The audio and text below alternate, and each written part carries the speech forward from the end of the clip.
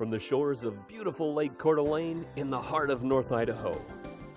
Local, regional, national, and international guests discuss their topics on our forum, the North Idaho College Public Forum. With your host and moderator, political scientist, Tony Stewart. On behalf of our panel, I am very pleased to announce today that we're starting a rather long series that's going to be titled A Journey Through 20th Century America. In doing that, we want to thank a number of organizations that have funded this program at North Idaho College, and while people have been here in the symposium, we've been able to have them on our program. I would first of all thank the Idaho Humanities Council. Number 2 is the North Idaho College Foundation. 3 is the Associated Student Government of North Idaho College, and the college itself for the funds that we have to have had this symposium and have these people with us. As many of our viewers know, over the past 5 years, we've had about a 12-week series each year dealing with the Chautauqua performance where people are in character and they are discussing famous people in history. So we're going to go into that format now. At this time, I'm very pleased to welcome to our program from the past, Mr. Branch Rickey, a great sports figure who lived from 1881 to 1965. Mr. Rickey was a really pivotal baseball personality and is important to baseball because he created the farm system of the minor leagues, and he also established a spring training complex in Vero Beach, Florida, and he also has been very well known for breaking the color barrier in baseball with Jackie Robinson, who entered the majors as a member of the Brooklyn Dodgers. Mr. Rickey, it's a pleasure to have you on our program and to come from the past to be with us to start our long series on Journey Through America's 20th Century. Welcome to the program. Thank you, Mr. Stewart. And I'm very pleased to have our 2 regular panelists to question our very distinguished guest. First of all is Janelle Burke, who's an attorney in the state of Idaho, and next to her is Steve Schink, who is the Vice President of College Relations and Development at North Idaho College. And as to tradition, Janelle will ask the first questions today. Mr. Rickey, to better help our viewers to become acquainted with you, can you tell us something about your educational background? Maybe what you thought of first names as well. Well, I came from a farm background, and my father really didn't think I ought to go to college at all, that all kinds of terrible things would happen at colleges, and that this was not something that a good Methodist boy should experience. I tried to get into the Naval Academy and failed at that, and pleaded with my father to permit me to go off to college, and finally I was able to convince him. I wasn't much of a farmer, and I must admit I didn't try all that hard to be very good at it, and he permitted me to go not far away. I was born in Stockdale, Ohio, and actually taught school myself for a couple of years at a place called Turkey Creek in Ohio. And the college I was permitted to go to was Ohio Wesleyan, good Methodist college, of course, and that's in Delaware, Ohio. I went there, and it took me just 3 years to get through the entire curriculum. I am talking with people around here. I understand this is a 2-year school, and you have students that find it so pleasurable here that they'll spend 4 and 5 years. Well, I did everything in 3 there, and then went off to law school at the University of Michigan. And after you finished law school, you practiced a short time, a very short time, in a memorable location. Can you share that with our viewers? Well, yes, it was, I was going to say not far from here, but I understand it is quite a ways from here, in Boise. I contracted tuberculosis, and this was before the First World War. Spent some time in a sanitarium in upstate New York, and part of the recovery was to come out to the West, and I picked Boise to set up a law practice. Actually, I made 2 different forays out here, each one equally unsuccessful, if I might say. I had a grand total of 1 client while I was out here, and that experience lasted perhaps a minute, really. I went to the local jail to interview him, and he literally threw me out. I've decided that practicing law was not what I was going to do. I ended up in St. Louis working for the St. Louis Browns, as they were then called. Steve Sheen. Well, Mr. Rickey, you lived a very long life and were one of the central figures in baseball through what I'm going to call its golden era, working for some of the storied teams in baseball, the Cardinals, the Dodgers, Pirates. How has the game changed, in your view, knowing a bit about what it's like today compared to what it was like in your heyday? Well, the game on the field has not really changed all that much. And really, from the beginning, Alexander Cartwright, who, not Mr. Doubleday, that's a myth inflicted on us, but Alexander Cartwright, who in 1845 laid out the basis of the game, 90 feet between the bases. I would ask anyone if they have any inkling to disbelieve in God, just remember that Alexander Cartwright laid out the bases 155 years ago at 90 feet apart. It worked then, and it works today. That alone, to me, is proof that there is a deity. The game itself really has not changed. Oh, of course, the pre-19th century pitching game has changed dramatically. If I can play historian for just a minute, the game then was really a fielder's game. The idea was to kind of toss the ball up there. The pitcher threw underhanded.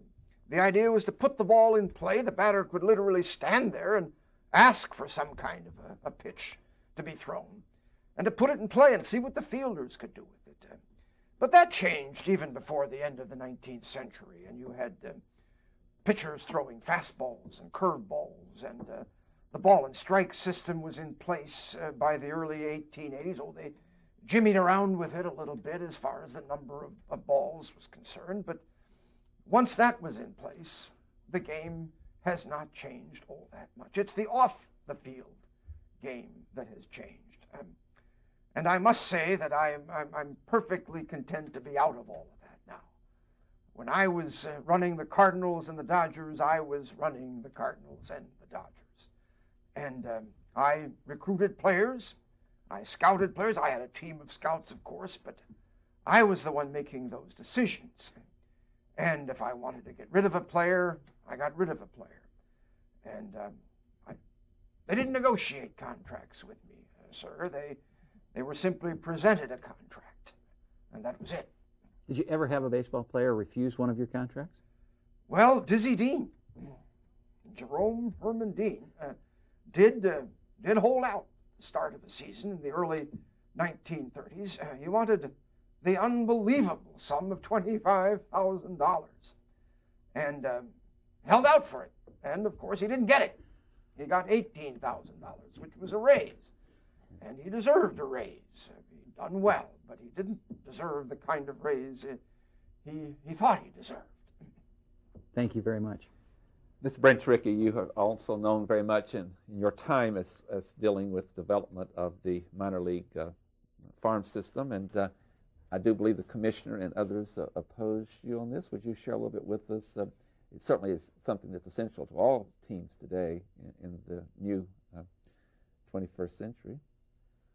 Yes, I thought the only way we could compete in St. Louis, and I really didn't devise the farm system until I was running the Cardinals. I moved from the Browns to the Cardinals right after the First World War. The Browns were really one of the great teams of the late 19th, early 20th century.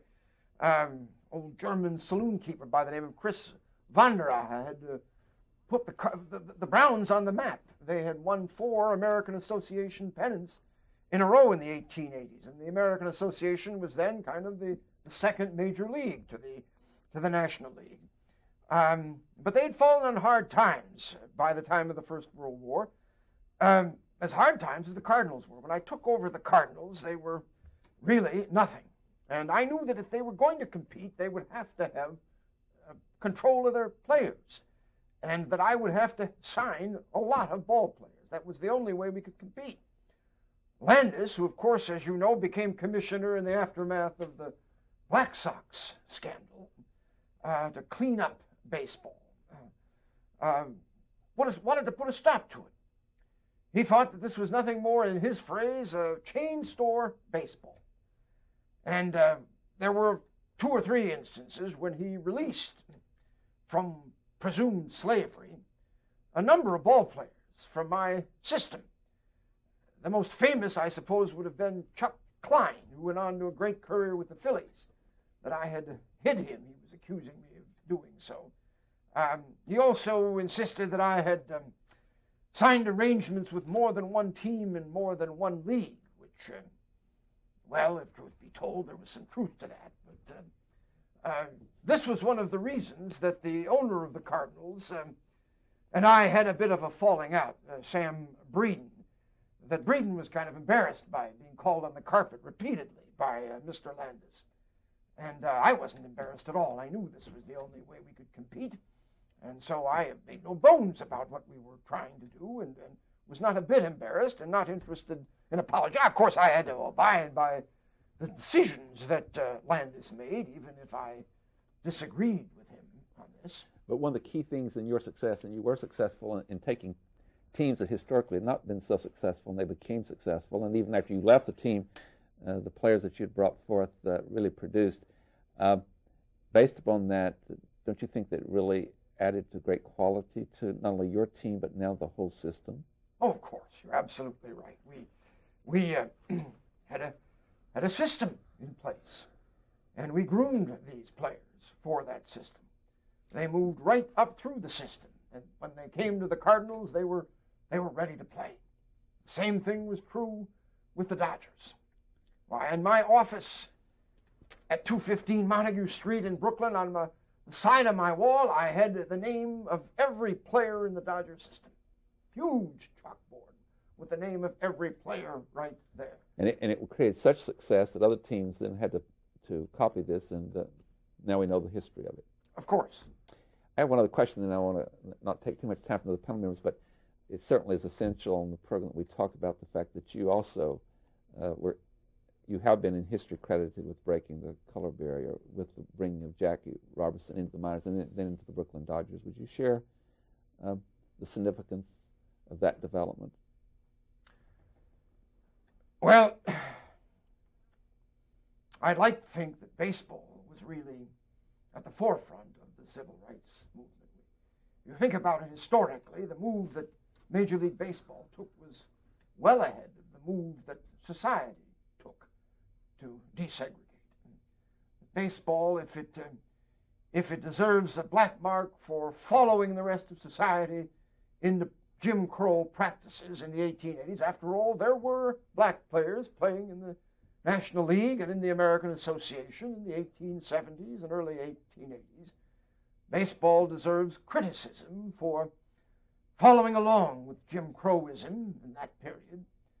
But I should think baseball, and if I might take a bit of credit myself, deserves the credit for pushing the rest of society along, demonstrating to the rest of society that the roof wasn't going to fall in if we permitted these teams or these players to come onto our major league teams.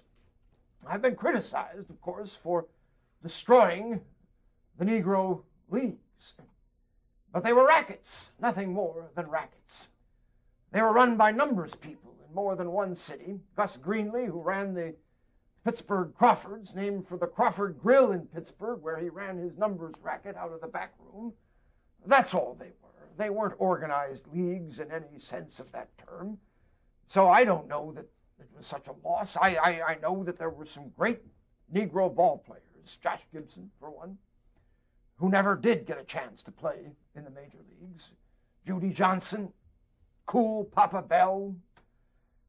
Can't think of any other famous names that members of the audience might recollect now, but there were a number of great Negro ball players.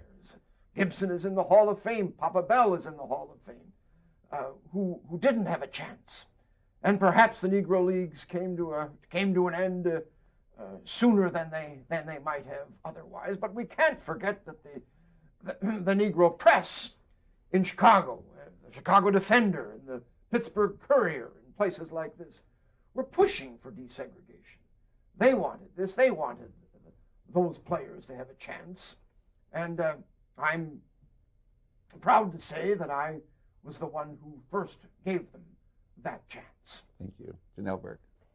Tony asked you about Jackie Robinson, but you had an incident that had an impact on your life much earlier than that, while you were still at Ohio Wesleyan when you were a coach there. Can you share that with the viewers? Yes, in 1903, I was an undergraduate there. I was asked to coach the team. I'd played 1 year there. I was a catcher. My brother Orla, who was a pitcher, he wanted to be a major league pitcher. A little older than I, he'd come home for the summer and needed a target, and I became the target.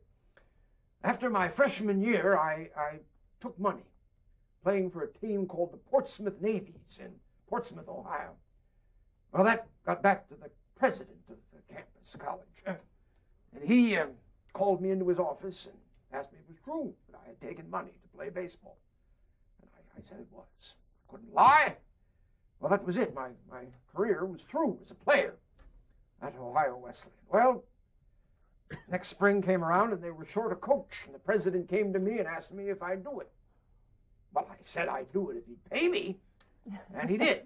So I became the coach even though I was an undergraduate. And my first baseman on that team was Charles Thomas. Really fine baseball player, one of the few Negroes on the campus at that time. He played for me both years, and there were incidents both years. The second, I think, was the most telling. We'd gone to South Bend, Indiana to play Notre Dame. I have no quarrel with Notre Dame. It was the manager of the hotel where we had checked in. He looked at Thomas and he couldn't stay in this hotel. He'd go off to one of the hotels in the Negro district of the city. And he thought he had a deal with me that I would permit that to happen. Off he went to find the hotel. Well, while he was gone, I got a cot, moved it into my room, and when he came back, this is what's going to happen. He's going to stay right in my room. I had read an essay by Alexander Pope when I was an undergraduate, his essay on man. And there were some words in there that I have never forgotten. Vice is a monster of so frightful mien as to be hated needs but to be seen. Yet seen too oft, familiar with her face, we first endure, then we pity, and finally we embrace. Well, of course, the vice in this instance was segregation, not Charles Thomas. But I think the idea works. You get used to something that you, in this case, should get used to. Of course, we weren't there more than the one night, but that night was a memorable night. I called all of my team into the room to have a meeting. And Charles, of course, knew what had gone on earlier. He sat off in a corner, brooding. I couldn't get him to come join the rest of us. Looked over, and there he was, tears welling up in his eyes, pretty soon splashing on the floor beneath him. Gradually, his shoulders began to heave convulsively. He took one hand and began to rub it against the other and muttered to himself, black skin, if only I could rub it off. I've never forgotten that. Never forgotten that. I didn't know what to do at the time. I just said, buck up, Charles, get over here. And he finally did. I didn't know what I could do then, but that I knew I would do something someday to make up for the slights that the Charles Thomases of the world have faced. Thank you. Steve Shink. Mr. Rickey, some people would say you waited too long to make up for the slights. Will you be one of those some people? No, I'm just a curious observer of history. Could you have done anything sooner than you did? That's a very difficult question.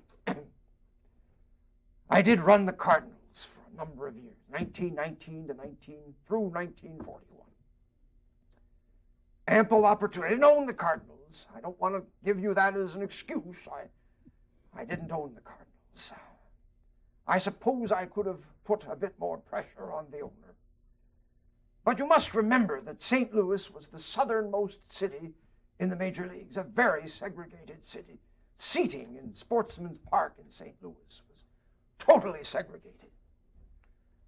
I thought I would have no chance at all in St. Louis, that I had to wait for another city. And when that opportunity came, I must say I moved fairly quickly. I took the Dodgers over in 42, and we signed Robinson in 45. Maybe that's not as fast as you might have liked me to move, but I think we moved fairly quickly. There was, of course, pressure, much more pressure in Brooklyn than there was in St. Louis. Local politicians, particularly from my own party, and I am a proud Republican, sir. I'm a Lincoln Republican, and proud to be a Lincoln Republican. And during my heyday, the Republican Party was the Civil Rights Party. And I think the country needs to remember that. Maybe even the Republican Party needs to remember that. But it really was the party of Lincoln. And none other than Jack Roosevelt Robinson understood that as well. He was a good Republican himself, right through 1960.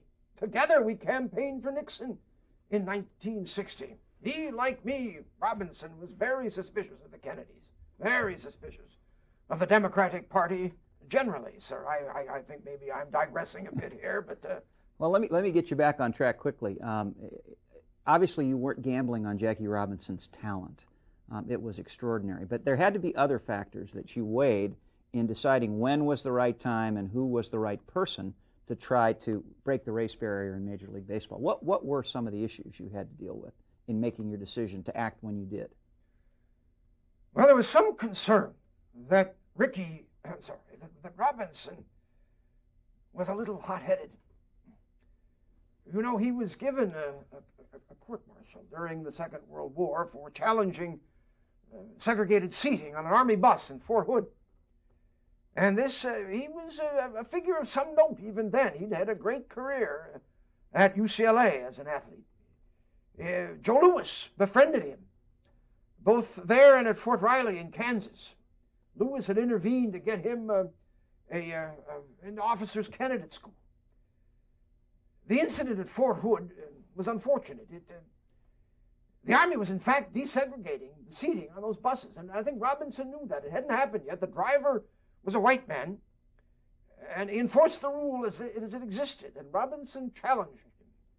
And Robinson had to be taken away by military police. There were instances earlier in his athletic career, and actually some gang instances in his youth, growing up in Pasadena. So we were worried that he might be a little too hot-headed. And only if you control yourself can you control your enemies. Can you overcome your enemies if you really have conquered yourself? I needed to find that out. I wanted someone who was a competitor. But we were worried a little bit on that score, and we were worried a little also that he wouldn't fall for the trap of race adulation, that he wouldn't allow himself to be overly admired by the Negro community. Those were the issues that I wanted to do. I was willing to take my scout's word that Robinson could play.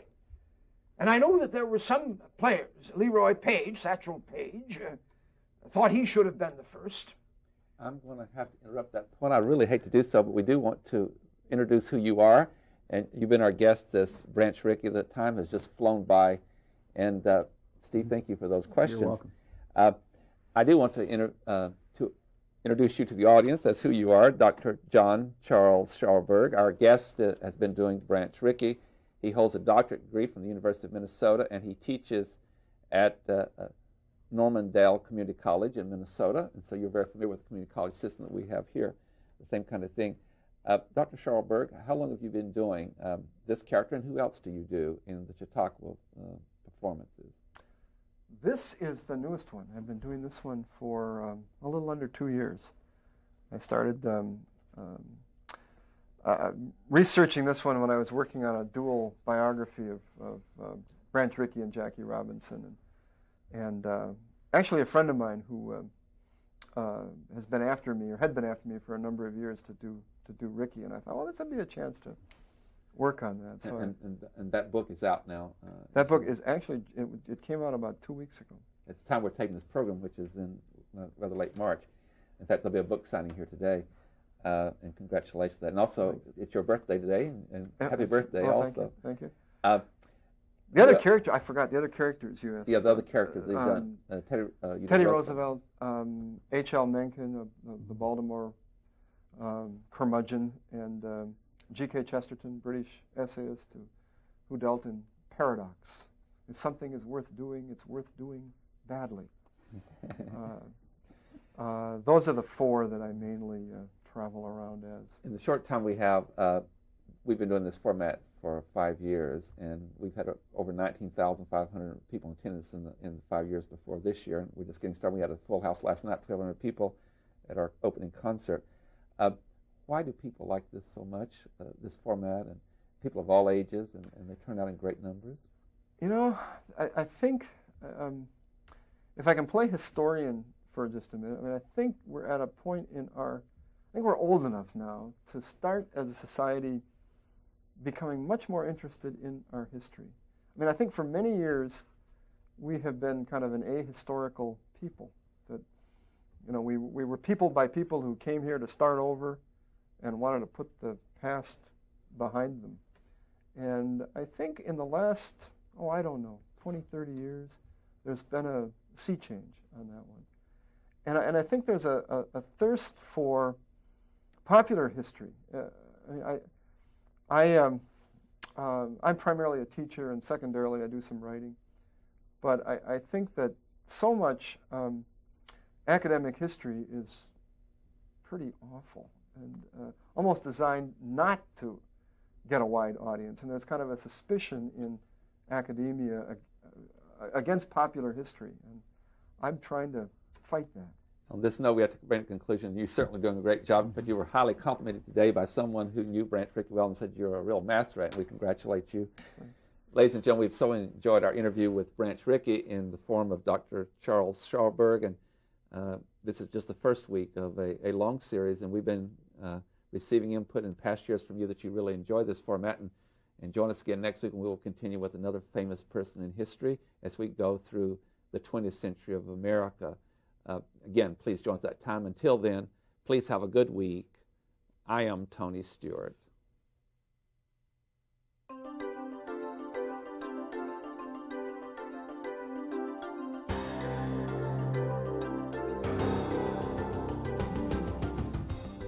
North Idaho College Public Forum is the longest-running public television show of its type in North America and is seen in 7 states and 2 Canadian provinces. Each episode is pre-recorded live and is an educational community outreach from North Idaho College. Please join us again at this same time next week for another new edition of North Idaho College Public Forum on this public television station.